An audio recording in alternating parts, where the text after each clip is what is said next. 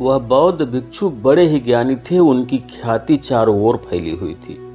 उनके ज्ञान के बारे में प्रत्येक जगहों पर चर्चा हुआ करती थी और आज उस धनी व्यक्ति को भी एक मौका मिल गया था कि वह अपने आप को और भी ज्ञानी बता सके।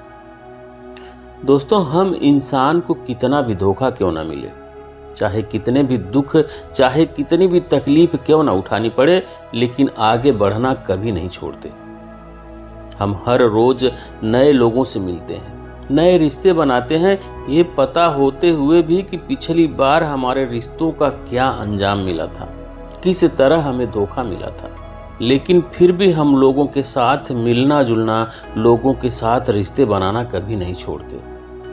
तो सवाल यह उठता है कि क्या हम गलत हैं? क्या हमारा मन ये बात नहीं समझ पाता कि अकेले रहना क्या होता है, धोखा खाना क्या होता है? तो फिर भला हम अकेले रहना कैसे सीखें? यदि हम आज के युग की बात करें तो विज्ञान काफी आगे निकल चुका है। विज्ञान की मदद से आज हमारे पास वो सारी सुख सुविधा है जिससे हमारा काम चुटकियों में हो जाता है। लेकिन दूसरी तरफ यदि हम वास्तविकता को देखने का प्रयास करें तो इसी विज्ञान की मदद से हमारे पास मनोरंजन के हजारों नए तरीके हैं, जिस कारण हम खुद के साथ ही वक्त बिताना भूल चुके हैं। जब भी हमें खाली वक्त मिलता है तो हम अपने मोबाइल का इस्तेमाल करते हैं, या तो उससे बातें करने में लगे रहते हैं या फिर कुछ ऐसी चीजें देखने में लगे रहते हैं जिससे हमें कोई ज्ञान नहीं प्राप्त होता है, जिससे हमारा समय पूरी तरह से नष्ट होता चला जाता है, लेकिन हमें इसका बिल्कुल भी आभास नहीं होता। और समय बीतते बीतते हम ये भी भूल चुके हैं कि अकेले रहना क्या होता है, अपने साथ समय बिताना क्या होता है, अपनों के साथ समय बिताना किसे कहते हैं। तो यहाँ सवाल यह उठता है कि हम अपने अकेलेपन का आनंद कैसे उठाएं, अपने साथ हम अकेले कैसे बने रहें, और यदि हम एकांत रहते हैं तो उसके क्या फायदे होंगे। इन सभी सवालों के जवाब हम इस वीडियो में जानेंगे दोस्तों। तो वीडियो में अंत तक बने रहें, तभी आप ये समझ पाएंगे कि अकेले रहना क्या होता है, अकेले रहने के क्या क्या परिणाम होते हैं और इससे हमें क्या लाभ होता है। दोस्तों, किसी नगर में एक बहुत ही धनवान सेठ रहता था। वह बहुत धनवान था और बड़ा ही संवेदनशील था। उसके पास इतना धन था कि कई पुश्तें भी उस धन को समाप्त करने की कोशिश करें तब भी वह समाप्त होने वाला नहीं था। उसके पास सारी सुख सुविधाएं थी, लेकिन वो व्यक्ति बड़ा ही करुणावान था, दयावान था। वो कभी भी किसी व्यक्ति को छोटा नहीं समझता था और ना ही वो कभी किसी की मदद करने से पीछे हटता था। जब भी कोई व्यक्ति उससे मदद मांगता था तो वो उसे कभी भी मना नहीं करता था। उस सेठ से जो भी मदद हो सकती थी वो करता था। ये बात धीरे धीरे पूरे गांव में फैल गई और लोग उसका गलत फायदा उठाने लगे। लोग जानबूझकर उस सेठ के पास अपने दुखी होने का दिखावा करने लगे ताकि वो सेठ उन्हें कुछ न कुछ धन दे सके। और वो सेठ इतना दयालु था, इतना करुणावान था कि वो लोगों की बातों पर यकीन कर लेता था और उनकी कुछ न कुछ मदद जरूर करता था। उस सेठ को हमेशा ये लगता था कि वो उन जरूरतमंदों की मदद कर रहा है जिन्हें सच में उसकी मदद की आवश्यकता है, जिस कारण उसका मन बहुत शांत रहता था और वो मन ही मन बड़ा प्रसन्न भी रहता था। धीरे धीरे ऐसे ही कई दिन बीत गए, धीरे धीरे ऐसे ही कई दिन बीत गए और उस धनी सेठ का एक मित्र था। उसे जब इस बात का पता लगा कि लोग उसके मित्र का फायदा उठा रहे हैं, उससे झूठ बोलकर धन ऐंठ रहे हैं, तो वह अपने मित्र के पास गया और उस धनी व्यक्ति को वो सारी असलियत बता दी। उसने सारी असलियत बता दी कि कैसे लोग उसका फायदा उठा रहे हैं, कैसे लोग उसका मजाक बना रहे हैं। जब उस धनी सेठ ने अपने मित्र के मुख से ये सारी बातें सुनी तो उसे यकीन नहीं हुआ। उसने सोचा कि क्यों ना मैं ही इसकी जांच पड़ताल करूं। जब जांच पड़ताल की तो उसे भी यही पता चला कि लोग उसका फायदा उठा रहे हैं, उसका मजाक बना रहे हैं। और जब ये बात उस धनी सेठ को पता चली तो उसके दिल को बहुत बड़ा धक्का लगा, उसे ठेस पहुंची। लेकिन इतने समय में अब उस सेठ के कई मित्र बन चुके थे। उनमें से कई मित्र सच्चे थे तो कई झूठे। लेकिन उनमें से कौन से मित्र सही थे और कौन गलत, यह उस धनी सेठ के लिए जान पाना बहुत मुश्किल सा हो गया था, क्योंकि वह अक्सर ही भीड़ भाड़ में घिरा रहता था। उसे चारों तरफ से उसके सच्चे और झूठे मित्र उसे घेरे रहते थे। लेकिन जब उसे इस धोखाधड़ी का पता चला तो उसने यह तय किया कि अब से वह अकेला रहेगा, एकांत रहेगा। ना ही वो किसी से ज्यादा मित्रता रखेगा और ना ही किसी को अपना ज्यादा समय देगा। अब जो भी उसके पास मदद मांगने के लिए आता तो उसे अब हवेली के बाहर से ही लौटा दिया जाता था, ये कहकर कि अब वो सेठ आपसे नहीं मिलना चाहते। दोस्तों, धीरे धीरे ऐसे ही समय बीतता गया और जो भी उस हवेली पर उस धनी सेठ से मदद मांगने जाता था उसे खाली हाथ ही लौटना पड़ता था। समय बीतने के साथ अब उस धनी सेठ को भी अपने मित्रों की याद सताने लगी, जिनके साथ वो बैठकर मौज मस्ती किया करता था, गप्पे मारता था। अब उसे वो मित्र याद आने लगे। लेकिन तभी अचानक उसे यह भी याद आया कि किस तरह से उसके मित्रों ने उसका फायदा उठाया, किस तरह से उसे बेवकूफ बनाया, और तो और झूठा दिखावा करके उससे कितना धन ऐंठा गया। यह सोचकर वह अपने किसी भी दोस्त से अब मिलना नहीं चाहता था, ना ही किसी की संगत में वह रहना चाहता था। वो अब अकेला रहना चाहता था, जिस कारण उसने अब सत्संग जाना शुरू कर दिया था, ताकि उसका मन लग सके, वह अच्छा महसूस कर सके। उस सत्संग में उसे कई सारी बातें भी सीखने को मिलती, कई सारे ऐसे उपदेश जिससे उसका पूरा जीवन बदल जाए, और दूसरों के विचार भी उसे सुनने को मिल जाते थे।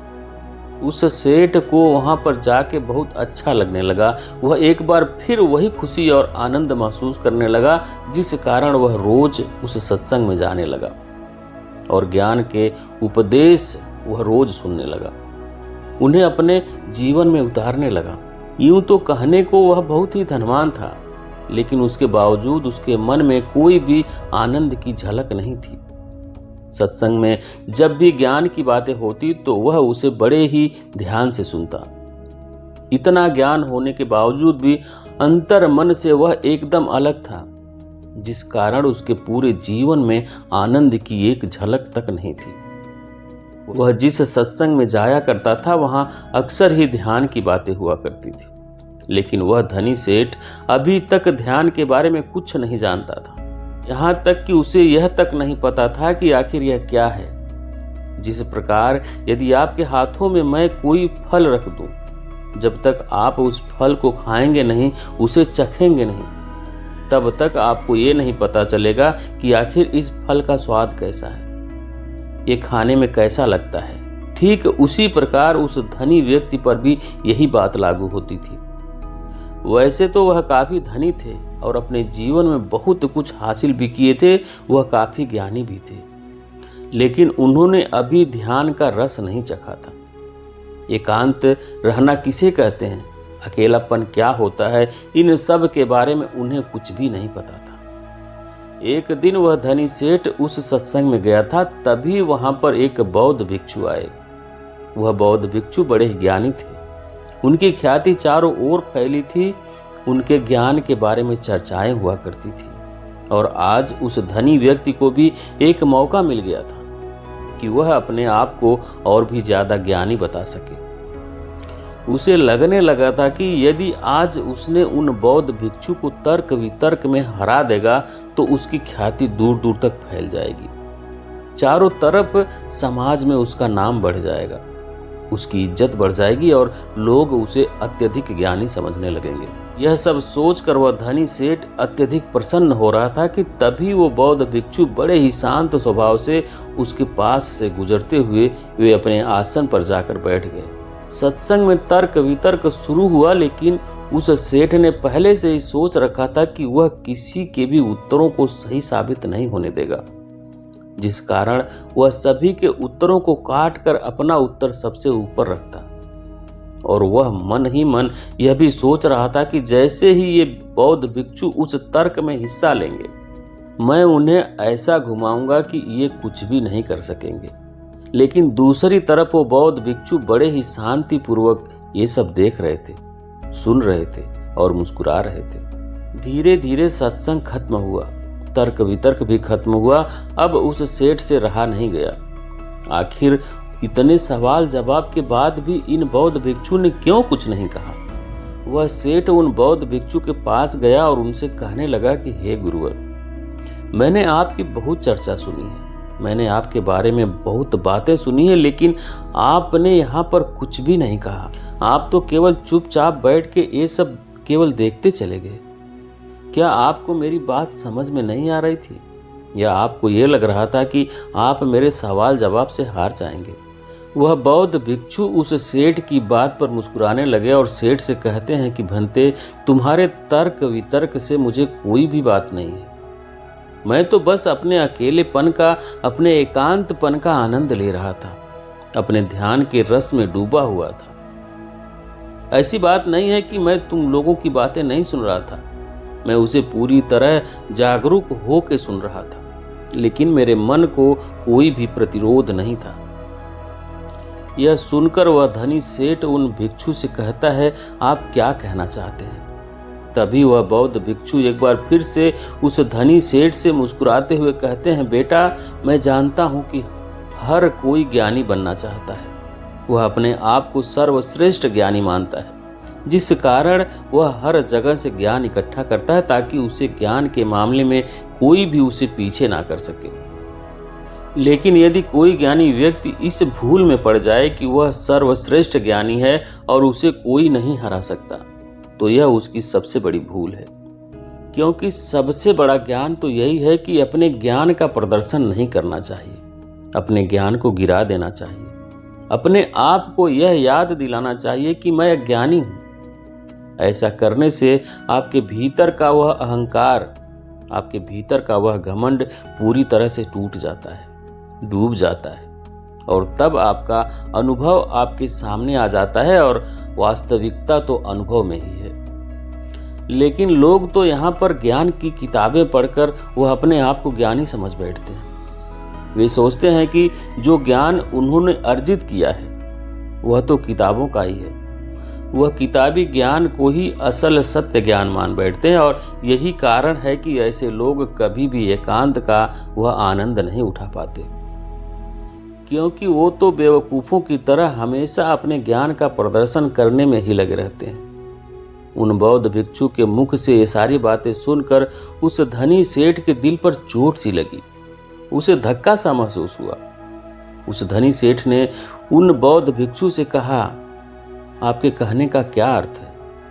जब कोई व्यक्ति ज्ञान अर्जित कर लेता है तो उसे उसके बाद कौन सा रास्ता अपनाना चाहिए? क्या उसे अपने ज्ञान के बारे में लोगों को नहीं बताना चाहिए? क्या ज्ञान लोगों को नहीं बांटना चाहिए? वह बौद्ध भिक्षु उस सेठ से कहते हैं, असली ज्ञानी होने की पहचान तो यही है कि वो अपने ज्ञान से लोगों को सही मार्ग दिखाए, जिससे दूसरे व्यक्ति के मन में उठने वाले जो भी सवाल हैं, जो भी प्रश्न हैं, वो पूरी तरह से खत्म हो जाएं। जब तुम किसी असली ज्ञानी से मिलोगे तो तुम्हें यही देखने को मिलेगा कि वो कभी भी अपने ज्ञान का प्रदर्शन नहीं करते हैं। उनका एकांत ही, उनकी चुप्पी ही तुम्हारे सभी सवालों का जवाब तुम्हें दे देगी। जरा एक बार के लिए सोचो कि तुमने इतना ज्ञान अर्जित किया, तुमने इतनी ज्ञान की बातें की, लेकिन इस ज्ञान का क्या फायदा जब तुम खुद ही अपने साथ रहना नहीं जानते, अपने एकांत, अपने अकेलेपन का आनंद लेना नहीं जानते? तो भला इतना ज्ञान इकट्ठा करके, इतना ज्ञान अर्जित करके क्या फायदा हुआ? जरा दिमाग लगाओ, सोचो कि क्या तुम अपने आप को अभी तक जान चुके हो? उस बौद्ध भिक्षु के मुख से ये सारी बातें सुनकर वो धनी सेठ उन बौद्ध भिक्षु के चरणों में गिरकर उनसे कहने लगा, हे गुरुवर, तो अब मुझे क्या करना चाहिए? मैं कैसे एकांत का लाभ उठा सकता हूँ, मैं कैसे अकेलेपन का वह आनंद उठा सकता हूँ। बौद्ध भिक्षु उस धनी सेठ के प्रश्नों का उत्तर देते हुए कहते हैं कि बेटा, मैं तुम्हें एकांत के स्वाद को चखने के लिए ऐसे 4 सूत्र बताता हूँ। यदि तुमने इन चारों सूत्रों को अपने जीवन में उतार लिया तो तुम अवश्य ही एकांत का रस चख सकोगे। तुम अपने अकेलेपन का, अपने एकांत का अनुभव कर सकोगे। और एक बार तुमने अपने अकेलेपन का अनुभव कर लिया तो तुम्हारा मन हमेशा प्रसन्न रहेगा, खुश रहेगा। तुम्हें किसी ऐसे व्यक्ति की भी कोई आवश्यकता नहीं पड़ेगी जिसके साथ तुम अपना समय बिताओ। और आनंद का यह रस परम आनंद बन जाएगा और यह हमेशा तुम्हारे साथ रहेगा, तुम्हारे भीतर रहेगा और यह हमेशा तुम्हारे साथ ही चलता रहेगा। फिर वो बौद्ध भिक्षु उस सेठ को पहला सूत्र बताते हुए कहते हैं कि अपने अंदर अपने आप को जानने की उत्सुकता को बढ़ाओ। तुम्हें यह जानना होगा कि तुम्हें खुद को जानना क्यों जरूरी है। तुमने हमेशा ही एक सवाल जरूर सुना होगा कि खुद को जानना बहुत जरूरी है, लेकिन खुद को जानने के लिए हमें क्या करना चाहिए? तो यह सवाल ही आपका जवाब है। जब आप अपने मन में यह बैठा लेते हैं कि हमें खुद को जानना है, खुद को पहचानना है, यही सवाल आपको आपके जवाब तक ले जाता है। आप अपने आप के बारे में जानने के बारे में उत्सुक रहते हैं, लेकिन वहीं पर यदि आप यह सोचते हैं कि खुद को जानना क्यों जरूरी है तो आप कभी भी खुद को जानने का प्रयास नहीं करेंगे। तो सबसे पहले ये जानते हैं कि खुद को जानना क्यों जरूरी है। हमें अपने आप को जानना इसलिए जरूरी है क्योंकि हम अपने आप को जानते ही नहीं हैं। जैसे यदि कोई व्यक्ति आपको भला बुरा कह रहा है जिससे आपको क्रोध आ जाता है और आप क्रोध के आवेश में आकर उस व्यक्ति से कुछ अपशब्द कह देते हैं, लेकिन बाद में आपको अपने इसी कहे पर पछतावा होता है, दुख होता है। आप ये सोचने लगते हैं कि मुझे ऐसा नहीं कहना चाहिए था, मुझे उससे कुछ अलग तरह का व्यवहार करना चाहिए था। तो यहाँ पर समझने वाली बात यही है कि आप करना कुछ चाहते थे लेकिन हो कुछ और गया। जैसे कि आप किसी को अपशब्द नहीं कहना चाहते थे, लेकिन अपशब्द तो दूर, आपने तो एक चाटा भी जड़ दिया। हालांकि आप यह करना नहीं चाहते थे, लेकिन आपसे ये हो तो जरूर गया। अब ये करवाने वाला कौन है? ऐसे बहुत से सवाल आपके मन में उठने लगते हैं तो आपके अंदर इसे जानने के लिए उत्सुकता जाग जाती है कि आपको खुद को जानना क्यों जरूरी है। यदि आप खुद को जानते हैं तो कभी भी ऐसा व्यवहार नहीं करेंगे, बल्कि आप उस व्यक्ति के अपशब्द पर खुद को देखेंगे, समझेंगे, परखेंगे और उसके बाद ही कोई प्रतिक्रिया आप उस व्यक्ति को देंगे, जिसके बाद आपको कोई पछतावा नहीं होगा और आपका मन भी पूरी तरह से शांत रहेगा। आगे वह बौद्ध भिक्षु उस सेठ को अगला सूत्र बताते हुए कहते हैं कि आजकल के जीवन में हमारा मन अनेकों प्रकार की सुख सुविधाएं, अनेकों प्रकार के मनोरंजन से घिरा रहता है। तो क्या यह सही है? तो दोस्तों, आपने देखा होगा कि जब आप अपने मोबाइल का इस्तेमाल कर रहे होते हैं, थोड़े समय के लिए तो ठीक है, लेकिन जब आप इसे लंबे समय तक इस्तेमाल करते हैं, अपना मनोरंजन करते हैं, तो आप अपने ही फोन से ऊब जाते हैं और फिर हमारा मन किसी और चीज में भी नहीं लगता है।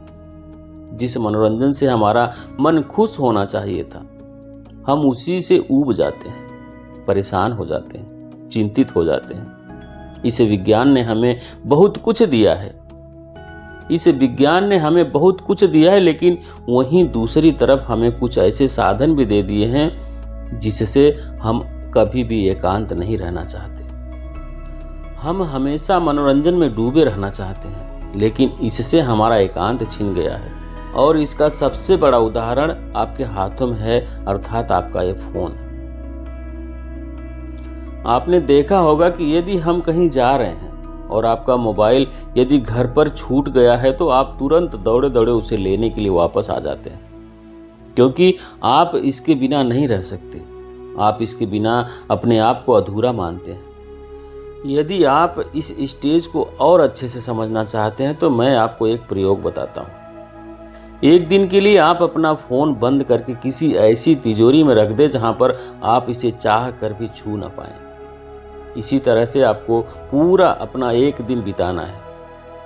यकीन मानिए, आपको ये एक दिन बिताना बड़ा महंगा पड़ेगा, बहुत भारी पड़ेगा, क्योंकि जिस मोबाइल के जरिए आप अपना पूरा समय, पूरा दिन काट लेते हैं, जब वही आपके पास नहीं रहेगा तो आपको अपना एक एक मिनट काटना मुश्किल लगेगा। लेकिन वास्तविकता तो यही है कि हमने एकांत की बागडोर को इन्हीं आविष्कारों के हाथों में दे दी है, जिस कारण हम कभी भी एकांत नहीं ढूंढ पाते, अपने लिए एकांत का वह रस नहीं चख पाते।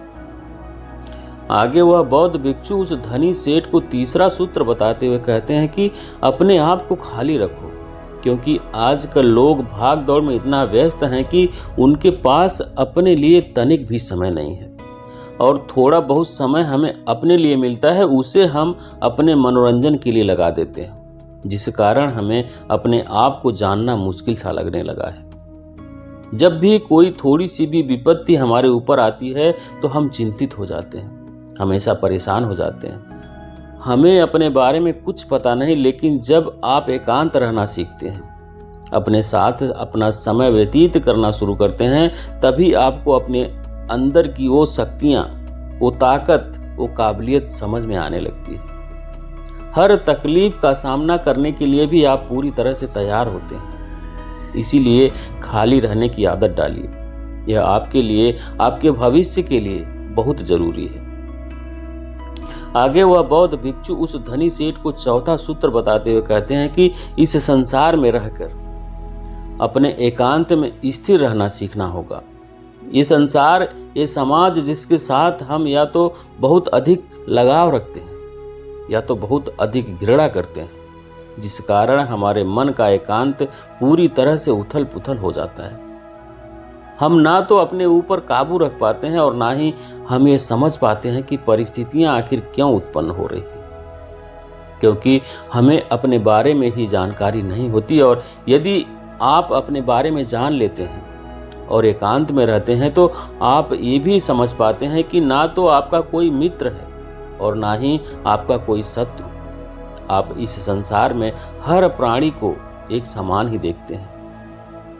जब आप ध्यान करते हैं, एकांत में रहते हैं, तब आप इतने काबिल हो जाते हैं कि आप इस संसार में रहकर भी इस संसार से अलग रह सकते हैं, अपने जीवन का निर्वाण भी कर सकते हैं, अपने जिम्मेदारियों को भी निभा सकते हैं।